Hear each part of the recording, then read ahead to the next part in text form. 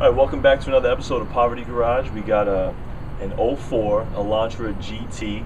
This is a Hyundai, and it's a GT, so you know it's the race car. It's got the Ferrari red paint.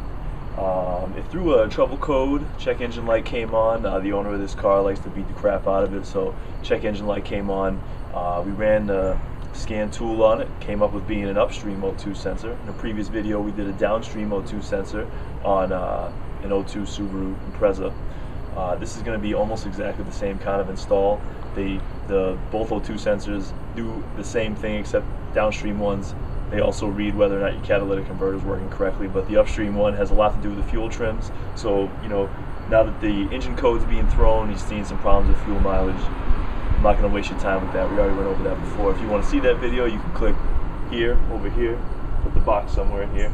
Click in there, you can see that video, catch some of that information. So, again, real easy swap. We're gonna get right into it. So this may look very familiar to you. This is literally all the tools that you need for this job. Again, I rented the socket set specific for the oxygen sensor. The sockets have a slot in the side to feed the wires through. The hook bill needle nose are used to unclip the electrical connections. Then we got a 3/8 inch drive socket. I got a 3/8 inch extension. You don't even need one that's that long. You may not even need one at all, but it just makes it a little bit easier. And then we have our replacement part. Now I wish I could tell you that this was harder to get to, but it's literally the first thing that you see when you open the hood.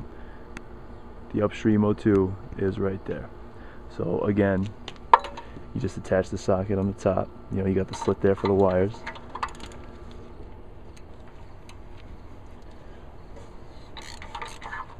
Only got one glove on right now. I look like Michael Jackson. Got a light-skinned friend, look like Michael Jackson.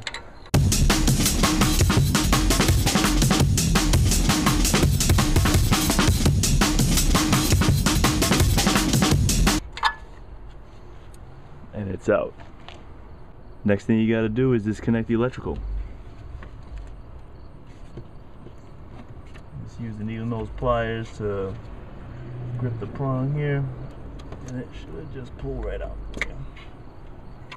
And again, installation is reverse of removal. Like I said in the previous video, don't hook up your electrical until you get the sensor in itself.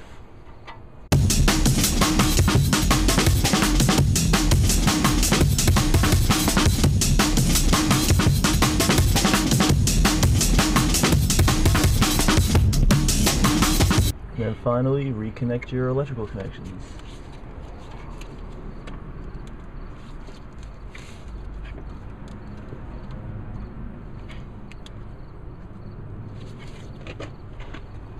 Alright, did you see how easy that was? That's something you go to a mechanic, it's going to cost you $350 with the price of parts. Parts themselves are about $150, so they're going to charge you like $80, $90 just for labor. And that's an hour. They charge you $80, $90 an hour, and they round up. And by round up, I don't mean like from 5, like math class taught you. I mean like from 1. So 1 minute gets rounded up to a whole hour.